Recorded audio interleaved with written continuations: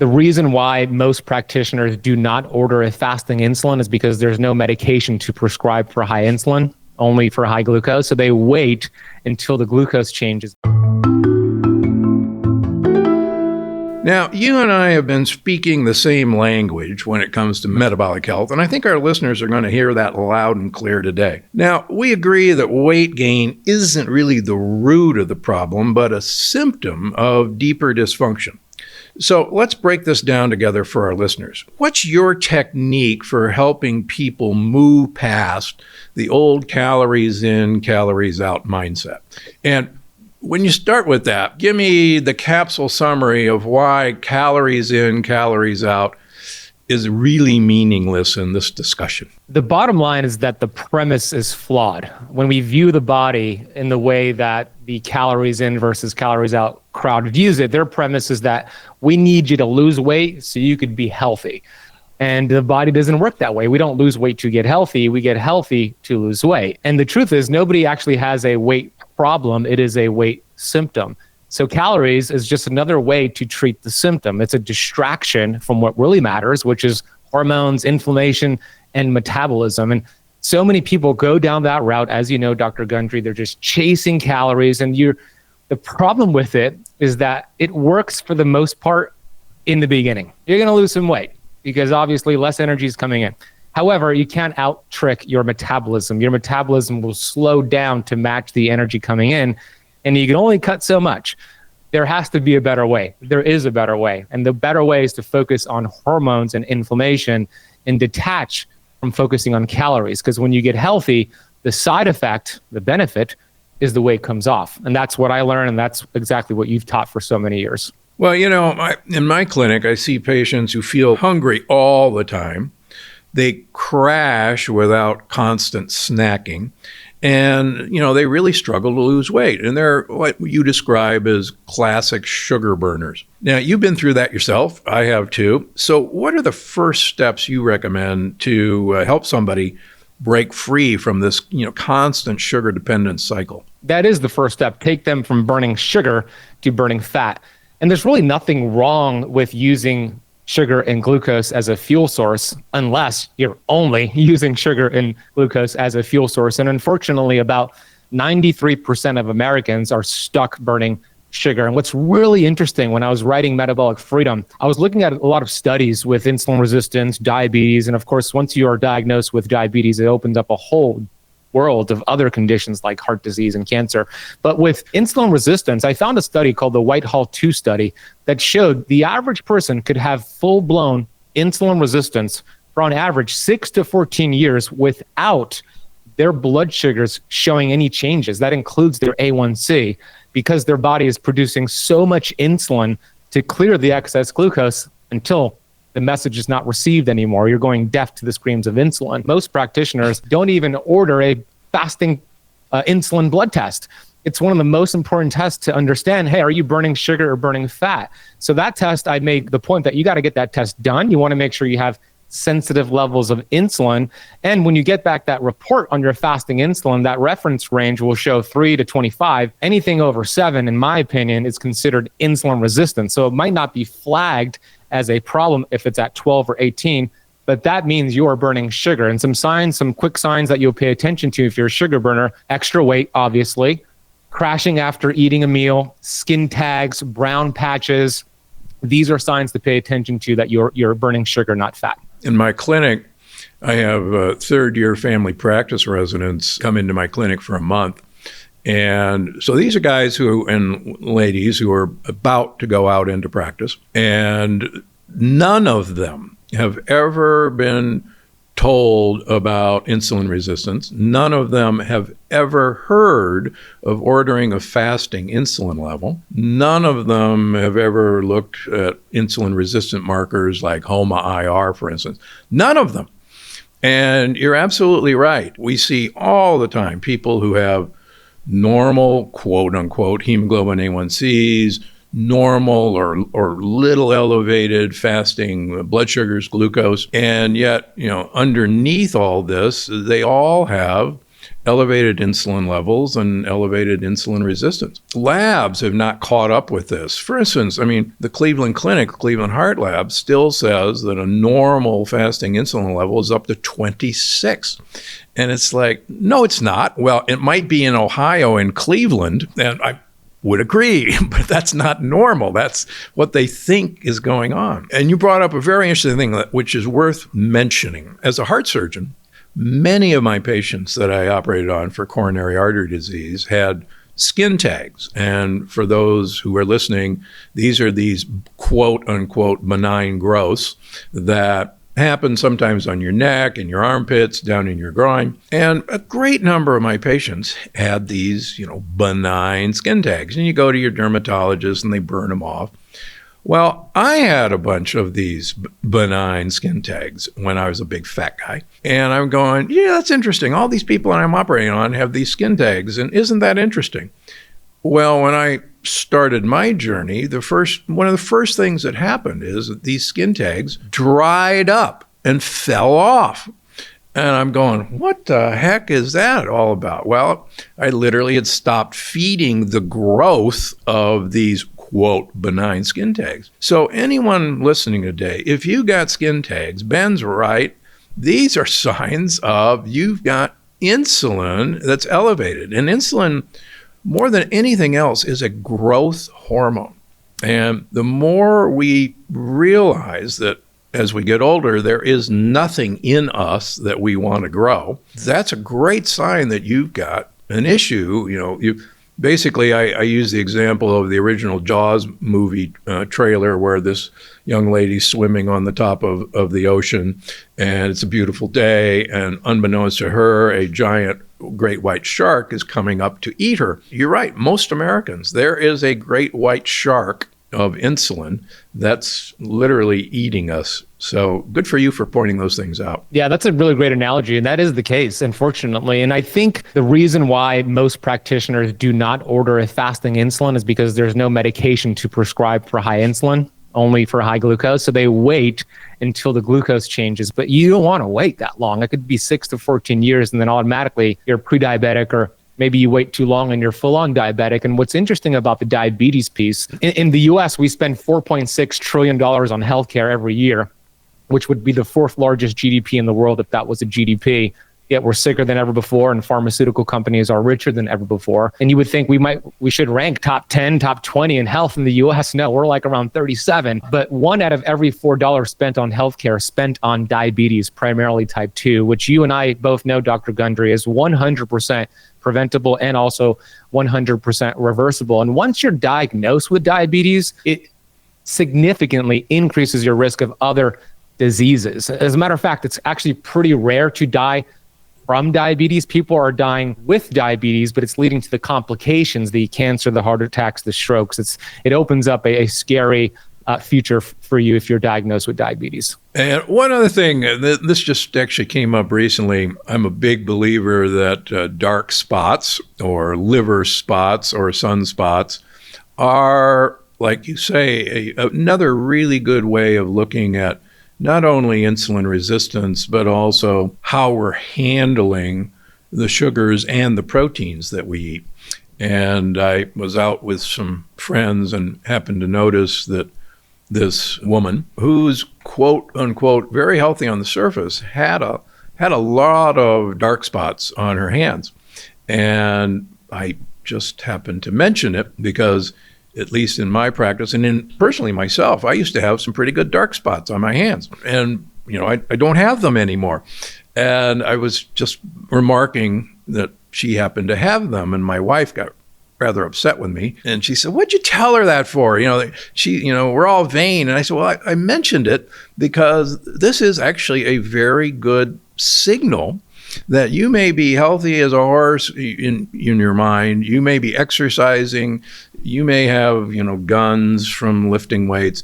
But this is a really useful sign that something metabolically is wrong. What say you? Yeah, no, I agree with you 100%. And it's interesting because there's a good percentage of people that have metabolic syndrome, but you cannot tell from their physical appearance. They are skinny fat, a lot of this organ and visceral fat, and you can't tell just by looking at them. But meanwhile, their organs are suffocating under this nasty white fat, applying pressure to their heart, their pancreas, their liver. The more visceral fat you have, the higher your chances of disease in your future. And for some people, because of their genetics, they look lean on the outside, but they're accumulating fat on the inside. But like if you have that lens like you just spoke about when looking at their hands and their skin spots, brown spots, skin tags, you could kind of get clues that this person is actually insulin resistant. And the best way, of course, is to get that fasting insulin test done, and then you could verify it. Now, the other thing that I think we're unfortunately becoming more aware of, that we've got all these hidden disruptors in our food supplies, like glyphosate, like the fact that most of the things we eat are processed foods, and now microplastics in literally everything. All of these things damage mitochondria. And in the end, it's really the mitochondrial function and how well they function that really is driving this entire mischief of insulin resistance.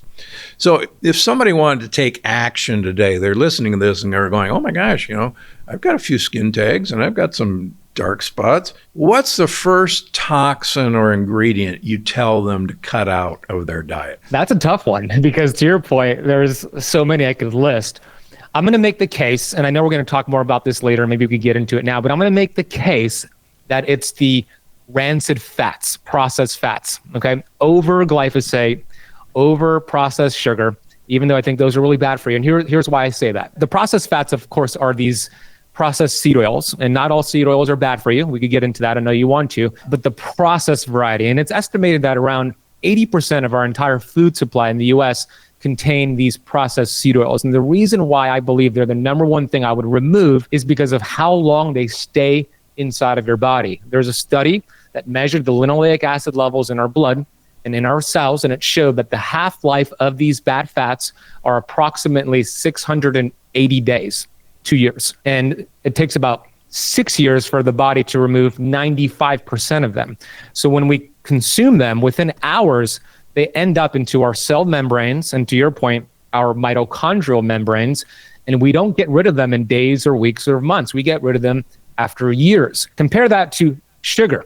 You get a glucose spike, it goes back down to baseline. You could walk it off. You could do some things to kind of mitigate the glucose spike. Not good for you over time, but it's not staying in your cells for 2 to 6 years. Glyphosate also is toxic, but I would still argue that these seed oils stay in your body longer, and they're so prevalent that it's the first thing that I would get rid of my diet from my diet. Interestingly enough, most of our seed oils come from glyphosate sprayed products. Okay, so how the heck do we have to become like Esselstyn or Joel Fuhrman and eliminate all fats from our diet? I'm a big fan of healthy quality fats. Seed oils, let's unpack that real quick because there's a huge conversation happening around seed oils. They're all bad for you is what we hear. They're not all bad for you. The reason why most seed oils are bad for you is because they're polyunsaturated fatty acids.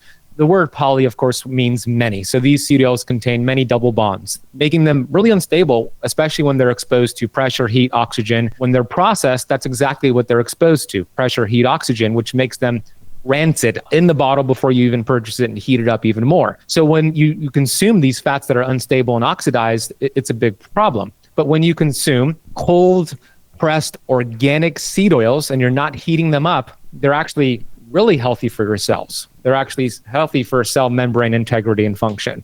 I'm not saying to avoid fats. I'm a big fan of saturated fats, which contain 0 double bonds, and even monounsaturated fats like your favorite olive oil and avocado oil when it's high quality, done the right way. These are great fats that are the building blocks for your cells. And back to the conversation on insulin, if we look at the 3 macronutrients, it's really simple. It's carbohydrates that will raise your blood insulin levels more than protein and fat. Protein is considered a moderate insulin release.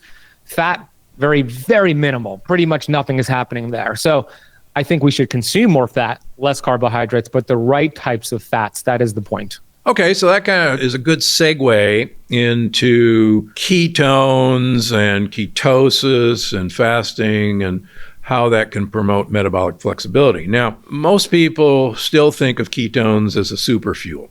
And I've written an entire book that probably not the case. The real power of ketone, in my opinion, is that they uncouple mitochondria. And that actually is one of the keys to, in my opinion, a prolonged health span. Now, you frame this idea as metabolic flexibility.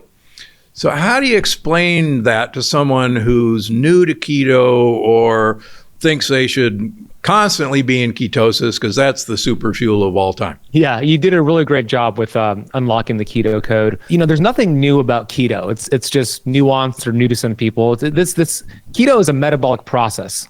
And it's been around for as long as humans have existed. Our ancestors, they were kind of forced into times of producing ketones through starvation or limited amounts of carbohydrates. It doesn't mean we stay there. But with those 93% of Americans that are stuck burning sugar, they're essentially in a keto deficiency, a fat burning deficiency. So for those individuals, I want to shift them into ketosis. And there's many different ways to do it. But it doesn't mean they stay there. It just means we achieve metabolic flexibility. We take them from burning sugar to burning fat for a short period of time, and you unlock metabolic flexibility, and now you're going back and forth between sugar burning and fat burning. That's the way I live my life. I believe it's the way you do it too, Dr. Gundry. But we become dogmatic about our approach, and then we think it's keto forever. And I was guilty of that, and I know you also fell into that camp. And I used to think it was all about keto forever and ever and ever. And then I personally started noticing issues on myself, and then with many clients I was working with, and I discovered it's a tool in the shed, but it's not the only tool in the shed. It's a really great tool when it's done the right way for the right period of time. And to your point, what it does for the mitochondria is exceptional. That mitochondrial uncoupling that you did a great job explaining in your book helps with cellular energy. Of course, it helps to lower insulin levels in the body, but it's not meant for you to stay in this. It's considered a stressful state. You don't want to stay there for the rest of your life because that could cause some issues. It's fun to watch certain health gurus who go just hardcore that fat should be our only fuel and that we should be constantly in ketosis, and that's the way nature intended us to be. 5 years later, all of a sudden they're on the all we should eat is simple carbohydrates, and I won't mention names, but it's interesting to see how sometimes when you head down what appears to be a logical pathway, you often do, particularly if you're practicing on yourself or seeing it in your patient practice,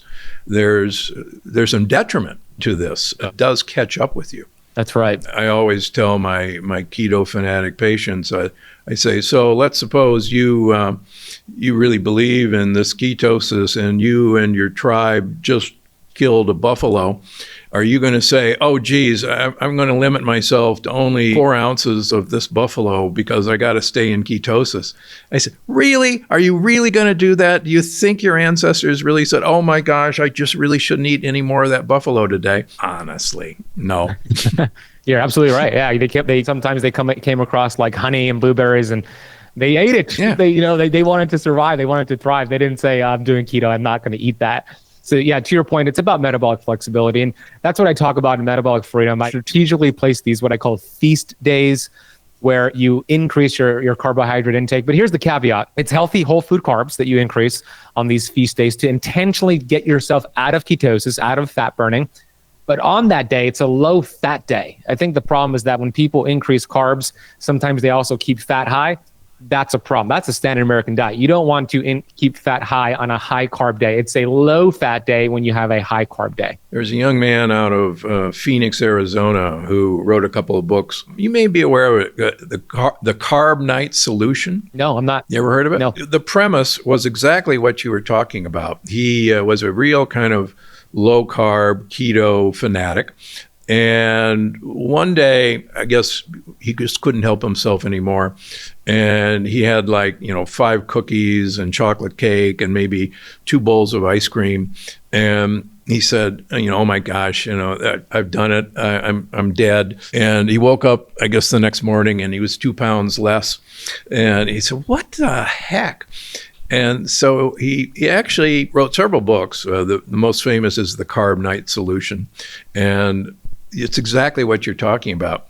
He broke his keto cycle with loading with, a lot of carbs. Now, were they good carbs in retrospect? No. But the point is well taken that cyclically going from ketosis to burning sugar as a fuel is actually how we were designed. And the whole metabolic flexibility is really the key. You think, I think, most people now think to health. Yeah, he's spot on with that protocol. I like that approach. And it's just more enjoyable too, right? You'd have these flex days, as I call them, and you'd be able to enjoy yourself and not worry about it. I mean, we were designed to have that metabolic flexibility. And for those who are doing keto right now and that are hardcore, I hope that actually helps some pressure get relieved for you, because you don't have to stay in ketosis forever, nor should you stay in ketosis forever. What I like to do, as you may or may not know, is I like to have my patients have their cake and eat it too, in a way. There was a beautiful study out of Chicago a few years ago, asking people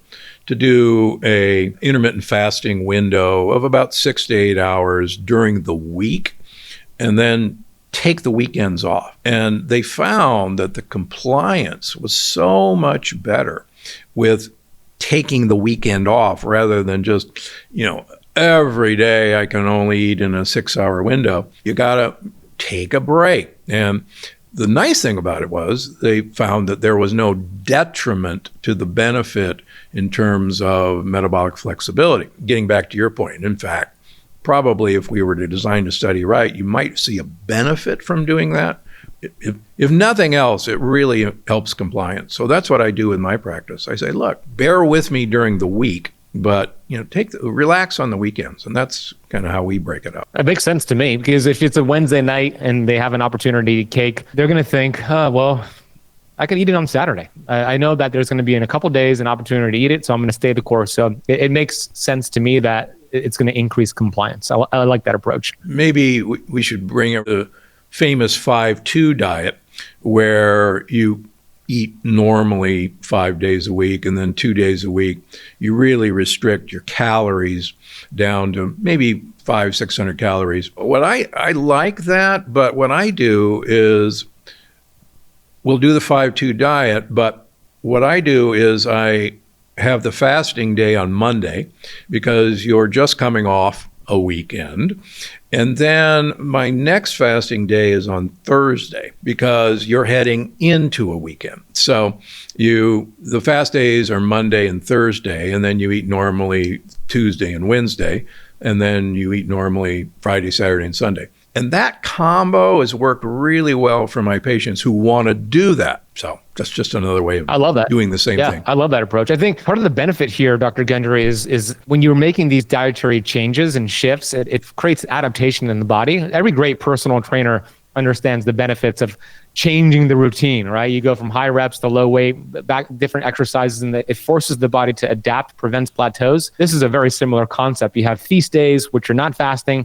You have fasting days where you're in ketosis, and that change forces adaptation. Then good cells get stronger and the bad cells do not adapt. Now, as my audience knows very well, food isn't just calories, it's actually information for both our cells and, from my standpoint, our microbiome. So when you are standing in a grocery store, what are 3 foods that you tell your listeners to always put in their cart to support their metabolism? It's a great question.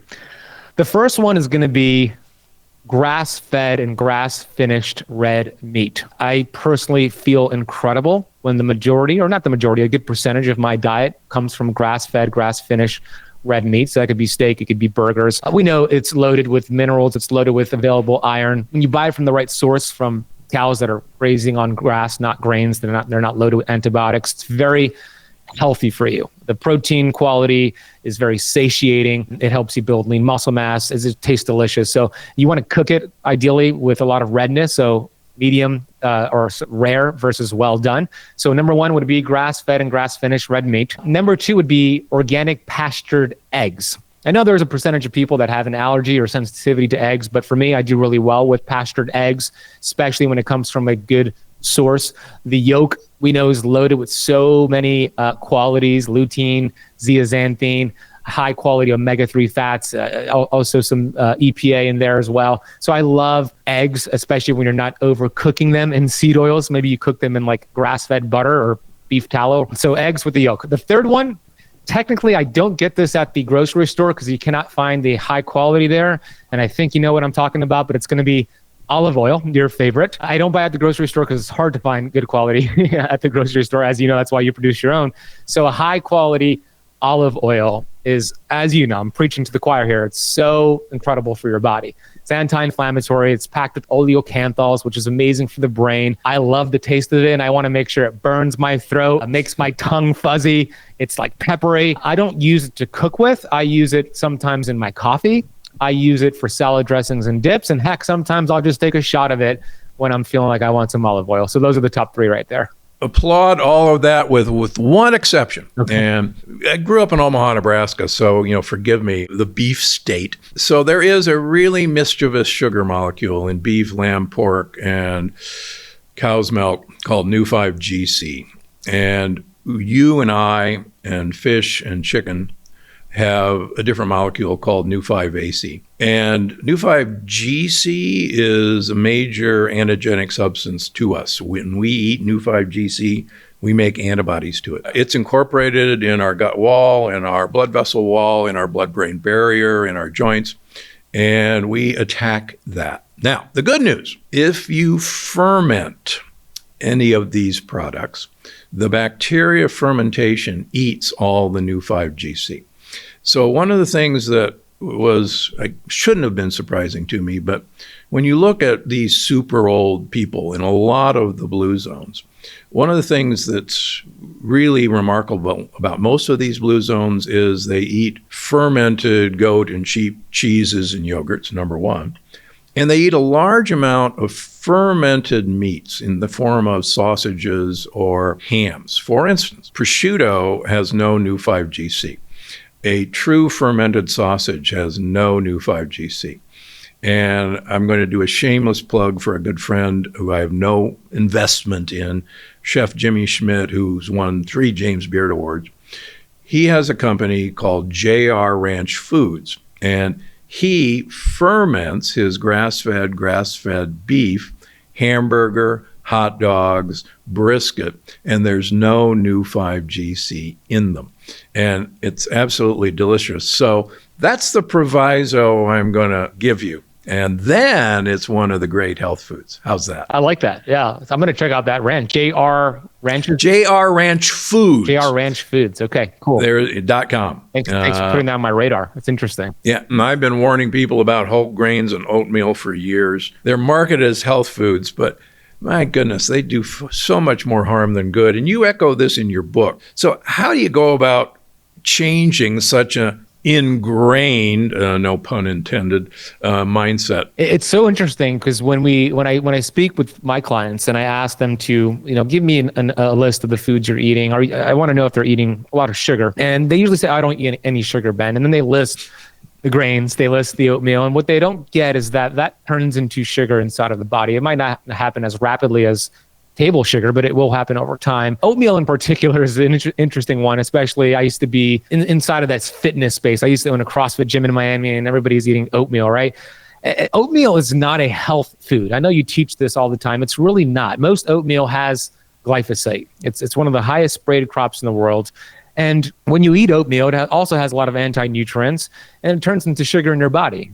So it's not a health food. And a lot of people are eating oatmeal instead of eggs, for example, because they think it's a healthier option. And I would argue, no, I would prefer the eggs. I would prefer protein and fat over the oatmeal. So I'm not a fan of oatmeal, although I love the taste of oatmeal. I don't think it's healthy for you.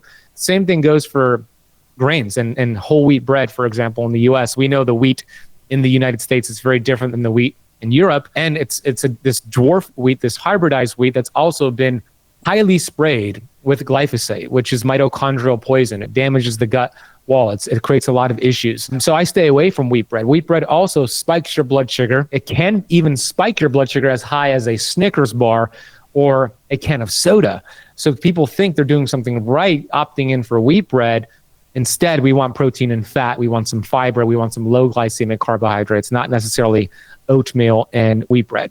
Now, you also talk about, and I like this because I've talked about it in the past, you talk about the concept of vitamin G, which is gratitude. And can you explain how that part goes on into metabolic flexibility in your book? Vitamin G is essential. It's an essential nutrient in my book. It's not woo-woo. When you feel gratitude, so gratitude is not a practice, gratitude is a feeling, first and foremost. There are numerous studies that I cite in chapter 10 of Metabolic Freedom that show what vitamin G, gratitude, does to change your physiology. Number one, UC Davis has a study showing individuals who take vitamin G have healthier blood pressure and healthier A1C levels. There was a study done from Harvard that was published in JAMA 2024 study that looked at 49,275 nurses. And it showed that the nurses who took vitamin G daily had a 9% reduction in dying from all-cause mortality compared to the nurses who didn't take vitamin G, and a 15% reduction in cardiovascular disease. One more study on PubMed from Dr. Martin Picard looked at the mitochondrial health of caregivers through the MHI, Mitochondrial Health Index. And caregivers, they live a very stressful life. They're dealing with a lot. And essentially what the study went on to show is that the caregivers that took vitamin G at night, they felt gratitude at night, had healthier mitochondria the following morning compared to the caregivers who didn't take vitamin G. See, gratitude automatically forces your body, or I should say allows your body, to produce oxytocin, which lowers cortisol. We know high levels of cortisol, it's inflammatory. We know it leads to the cortisol belly. So you lower cortisol, you produce oxytocin, you rewire the reticular activation system in your brain when you are consistent with gratitude to see more things that you're grateful for. So it's an essential nutrient. There's no toxicity limit. I don't have an affiliate link or a coupon code. They don't sponsor Dr. Gundry's podcast because it's free. You think about something you're grateful for. The best time to do it is in the morning. You could write it down, but just know, for my left brain friends, it's not a practice. It's not a checklist. Gratitude is a feeling. You mean I can't bottle it and sell it at Gundry MD? Come on. You can't, which is kind of cool because it's free. But you know what I was thinking of bottling it up and having like little affirmation messages in a gratitude bottle. That would be pretty cool. Oh, I like that. All right. Take a note. We're going to. I love it. So Metabolic Freedom, it's a great book and it really complements the ideas that I've been sharing for years. And I think our listeners are really going to walk away with a lot of hope with reading this book. I'd like to invite you to help me answer an audience question. So the audience question comes from Todd456 Peter on Facebook. What are your thoughts on microdosing GLP-1 drugs? Is it a safer option to help jumpstart my health journey? By the way, I'm very obese and need every bit of help I can with willpower. This is actually a great question. And unfortunately, we're now seeing the commercials on TV every night for this. Yeah, and I definitely am excited to hear your thoughts on this. It's a great question. Ozempic and these GLP-1 drugs are very popular these days. And we're starting to actually start to see some studies showing the damages of these drugs long-term, not at micro doses like this question, but at higher doses. We know that when you take them at higher doses, when you take them for a long period of time, yeah, you're going to lose weight. Absolutely. But there's a difference between losing weight and losing fat. A good percentage of the weight loss is going to be muscle, and you do not want to lose muscle. It is a very important metabolically active organ that actually creates insulin sensitivity. And what happens when you get off the Ozempic or the GLP-1 drug after 6 months or a year, you rebound. But what comes back is not the muscle, it's the fat. So I've read some studies showing about 38 to 50% of the weight loss is muscle. That is not good. Okay, this question is different from that. This question is about microdosing Ozempic. Okay, I have to admit, I'm not an expert in this area. I don't work with people that use Ozempic. I use every natural solution first. With that being said, and then I want to give it to you because I want to hear your thoughts. With that being said, this question was very specific. This person is unhealthy. They're thinking about taking small amounts, hopefully for a short period of time, not long term, to kickstart their journey and get momentum. To me, it sounds like a valuable option. But again, I haven't worked with clients that take Ozempic. It's not something I recommend or prescribe. So it's out of my area of expertise. And that's where I give the mic back to you, Dr. Gundry. Yeah, I don't prescribe any of these GLP-1 drugs. I've unfortunately seen the side effects that you talk about in users that, they can get it from somebody else, and they often, end up in my clinic, on them. There's no study that shows that these things continue to be effective beyond a year of use. There's multiple studies, mostly in animals, that continued use really produces pancreatic inflammation in most animal studies, which to me scares me to death and should scare most everybody else to death. And you're right, a huge amount of the weight loss is in actually muscle. The other thing that's surprising to me, well, shouldn't be surprising because the studies show it actually increases insulin levels, and it also increases insulin resistance. And that's the last thing I want for long-term metabolic health. Now, we're beginning to realize, and I wrote my last book referring to this, we now know that GLP-1 is produced in our gut by bacteria. And it's a feedback loop that if bacteria are given what they want to eat, the good bacteria, they produce GLP-1 to tell your brain that their needs are met and that you don't have to go looking for any more food. Our problem in the United States is that we don't feed the good bugs anything.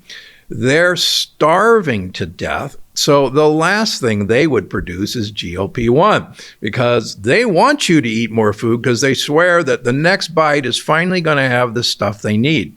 And of course, it never arrives.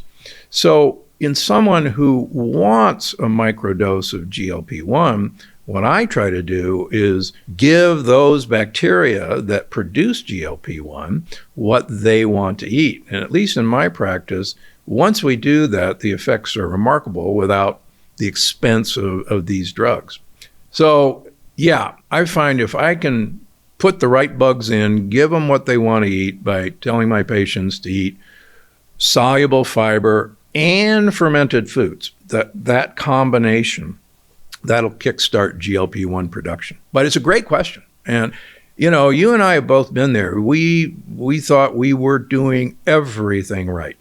And, we just kept getting fatter and fatter. And yeah, we could lose 20 pounds and then gain 25. I've been there, you've been there. And you do need help, but I'd rather get help from my microbiome than an injectable drug. Well said. I'm with you on that 100%, Doc. More amazing episodes just like this one. Watch now. When you see dark spots forming, it's not just surface level discoloration. It's a visible warning sign of tissue damage that could be affecting your entire body.